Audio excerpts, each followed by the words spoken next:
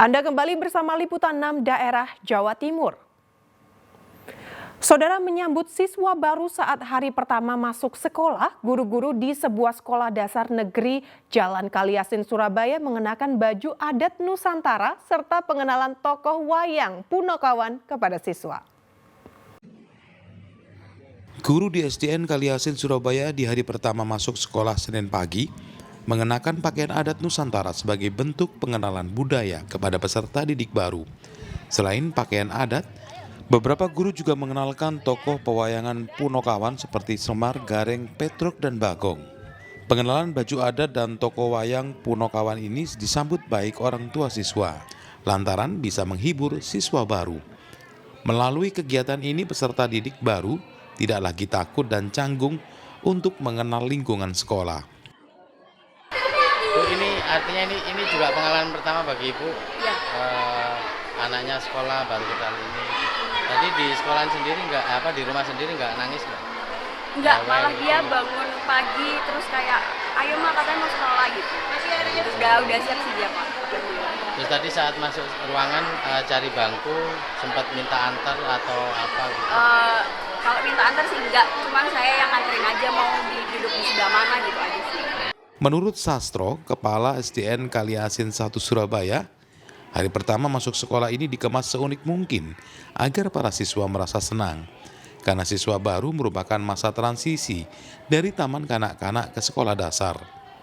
Untuk itu, dibuat suasana sekolah yang ceria.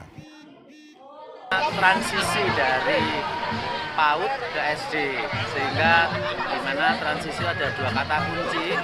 Salah satu adalah siap belajar.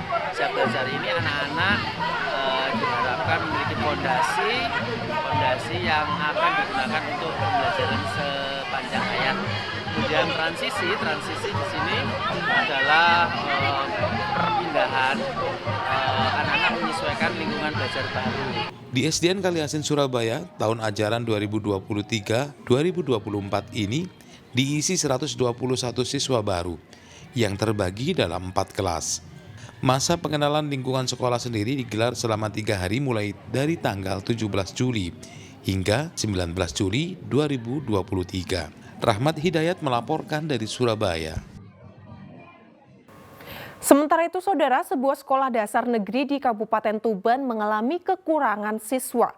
Bahkan memasuki tahun ajaran baru, sekolah milik pemerintah tersebut tidak mendapatkan siswa. Meski demikian, proses belajar mengajar tetap dilakukan seperti biasa. Sepintas tidak ada yang berbeda dengan Sekolah Dasar Negeri Kedung Rejo 2, Kecamatan Kerek, Kabupaten Tuban. Sejumlah siswa datang dengan semangat menimba ilmu di awal masuk sekolah. Namun siapa sangka di balik bangunan kelas yang berdiri kokoh, tidak ada kegiatan belajar mengajar untuk kelas 1 dan 4. Selama 4 tahun terakhir, SDN Kedung Rejo 2 kekurangan siswa karena minimnya pendaftar. Bahkan di tahun ajaran baru 2023 ini, sekolah milik pemerintah ini tidak mendapatkan siswa baru. PLH Kepala SDN Kedung Rejo 2, Dina Endrian mengatakan penyebab SDN Kedung Rejo 2 kekurangan siswa karena jauh dari perkampungan serta taman kanak-kanak, apalagi di dekat permukiman banyak sekolah sederajat. Saat ini total siswa SDN Kedung Rejo 2 berjumlah 13 anak dengan pembagian kelas 2, 2 siswa, kelas 3, 3 siswa, kelas 5, 3 siswa, dan kelas 6, 5 siswa. Sedangkan kelas 1 dan 4 tidak ada siswanya. Ya sekitar 4 tahunan yang dulu. Ya berarti 4 tahun sekitar 2019. Ya karena kelas 4 itu kosong, Mas. Terus kemudian kelas bawahnya ada 3. Kemudian kelas bawahnya lagi mendapatkan 1, dan sekarang kosong lagi. Jadi 4 tahun yang lalu. Ini berarti yang kelas 1 ini 0, Bu? Ya? 0. Itu kendalanya apa, Bu? Kendalanya mungkin sarana prasarana, kita ketahui ya Pak. Di sini sarana prasarananya lantainya sangat kurang layak bagi murid sendiri. Harapannya ke depan ya pemerintahan, terutama pemerintahan Tuban tolong sarana dan prasarana, apalagi lantai ya. Ya, apalagi lantai itu tolong diperhatikan lagi. Selain minimnya siswa, kondisi sekolah milik pemerintah ini juga memprihatinkan. Banyak fasilitas sekolah seperti papan tulis serta buku baca rusak dimakan rayap. Bahkan lantai sekolah masih berupa pasir dan batu koral. Meski demikian, proses belajar mengajar tetap dilakukan sesuai kurikulum yang berlaku. Sapari Ranuwijaya melaporkan dari Tuban. Saudara, para siswa di lokasi bencana banjir lahar dingin Semeru mulai masuk sekolah. Berbeda dengan sekolah lain yang melaksanakan masa pengenalan lingkungan sekolah atau MPLS, sekolah di lokasi bencana ini memberikan materi trauma healing. Siswa di Sekolah Dasar Negeri 05 dan TK Dharma Wanita 02 Desa Nguter, Kecamatan Pasirian, Lumajang mulai masuk sekolah pada awal tahun ajaran baru. Dua sekolah ini merupakan lokasi pendidikan yang terdampak langsung banjir lahar dingin Gunung Semeru. Selain sejumlah kelas yang rusak parah, banyak alat peraga pendidikan serta buku ajar juga rusak. Di hari pertama tahun ajaran baru 2023-2024, pihak sekolah menerapkan pembelajaran darurat selama sepekan ke depan. Guru mengganti masa pengenalan lingkungan sekolah atau MPLS dengan materi trauma healing. Seminggu pertama ini kami masih memfokuskan untuk trauma healing. Minggu kedua Bu, apa sudah akan mengefektifkan pembelajaran atau masih minta dispensasi sama dinas pendidikan? Tentunya kami sebisa mungkin memberikan yang terbaik pada anak-anak.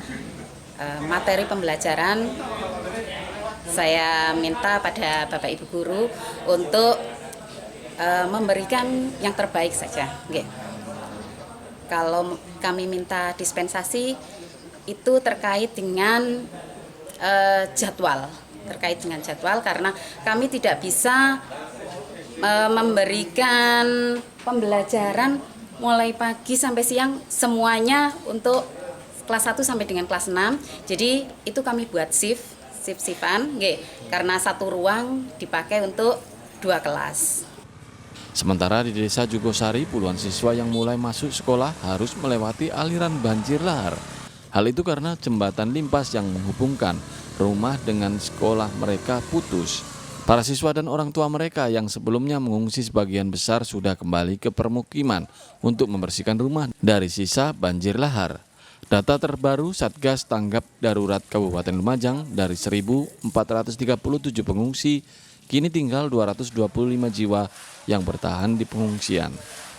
Nur Salim melaporkan dari Lumajang.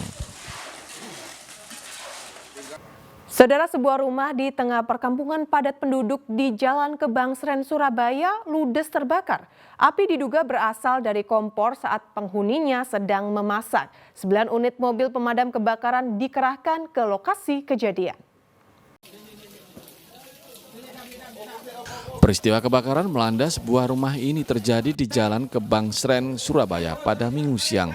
Asap tebal membumbung tinggi dari bangunan rumah yang berada di tengah permukiman yang padat. Untuk mencegah agar api tak merembet ke bangunan yang lain, 9 unit mobil pemadam kebakaran dikerahkan ke lokasi kejadian. Petugas PMK kesulitan menjangkau titik api karena mobil PMK tak bisa masuk. Petugas PMK juga harus menaiki atap rumah warga untuk menyemprotkan air ke titik api. Setelah 15 menit melakukan penyemprotan, kobaran api akhirnya berhasil dipadamkan oleh petugas PMK Kota Surabaya. Berapa rumah yang terbakar, Pak? Hanya satu saja. Ya. Hanya satu saja, memang meninggalkan sedangkan untuk masak ini mungkin lalai atau lupa sehingga terjadi kebakaran. Ya, Pak, untuk dugaan awal apinya dari mana, Pak? Dari bawah terus melambat ke atas karena semua rumahnya masih kondisi banyak kayu juga kebetulan. Ini kan juga bahaya kalau api ini akan bisa nanti ke listrik dan ke lain-lainnya. Tapi respon yang kita percaya, respon daripada dinas kebakaran PMK ini responnya cukup cepat, ya, dalam waktu tidak sampai 7 menit hadir, dan tadi penyelesaiannya 15 menit ini sudah tuntas semua. Ada penghuninya tadi, Pak? Ada. Terus dievakuasi? Kemudian pas ada di posisi tidak di belakang itu. Sudah berhasil diselamatkan ya? Sudah, tidak ada korban jiwa lah. Ya, memang secara fisik rumahnya yang tadi rusak. Tidak ada korban jiwa maupun luka-luka pada peristiwa kebakaran ini. 2 orang penghuni yang lanjut usia berhasil keluar rumah. Penyebab pasti kebakaran masih dalam penyelidikan polisi. Rahmat Hidayat melaporkan dari Surabaya. Saudara, pemeriksaan hewan dilakukan di sejumlah pasar hewan di Madiun. Hal ini untuk mengantisipasi penyebaran virus antraks. Satu persatu hewan herbivora seperti sapi dan kambing diperiksa secara teliti oleh petugas Dinas Peternakan. Pemeriksaan hewan digelar di Pasar Hewan Moneng di Desa Moneng, Kecamatan Pilang Kenceng, Kabupaten Madiun, Senin pagi. Pemeriksaan dilakukan oleh petugas gabungan dari Dinas Ketahanan Pangan dan Peternakan Kabupaten Madiun bersama dengan Dinas Peternakan Provinsi Jawa Timur. Satu persatu hewan herbivora seperti sapi, kambing, dan domba yang ada di pasar diperiksa secara teliti. Semua lubang alami hewan tak luput dari pengecekan petugas. Kita pemantauan di pasar hewan ini khusus ini, dan kemudian nanti kita akan pemantauan di tempat penjual ternak. Ciri-cirinya apa, Pak? Cirinya adalah kematian tinggi ditandai dengan suhu yang tinggi. Dan nanti kalau ada kematian ada keluar darah dari lubang alami. Ini ciri khasnya. Pak, pemeriksaan hewan meliputi apa aja? Ini meliputi lubang alami dan juga suhu tubuh. Untuk di wilayah Kabupaten Madiun sendiri, berapa bahaya Pak antraks, Pak? Belum ada, Pak. Oh, belum ditemukan, Pak ya? Belum ada. Makanya kita lakukan pemantauan ini dalam rangka untuk mencegah supaya tidak terjadi antraks di Kota Madiun. Pak, kalau bentuk pengawasannya hewan ternak dari luar gimana, Pak? Kita ada petugas di kecamatan yang nanti akan memantau lalu lintas ternak. Terutama yang diantisipasi dari wilayah mana? Terutama dari Pacitan dan dari Gunung Kidul yang saat ini timbul antraks ini. Hingga kini belum ditemukan hewan di wilayah Madiun yang terindikasi terkena virus antraks. Dirgo Suyono melaporkan dari Madiun. Serunya gowes di jalur ekstrim enduro lereng Argopuro, Jember. Kami kembali usai jeda berikut ini.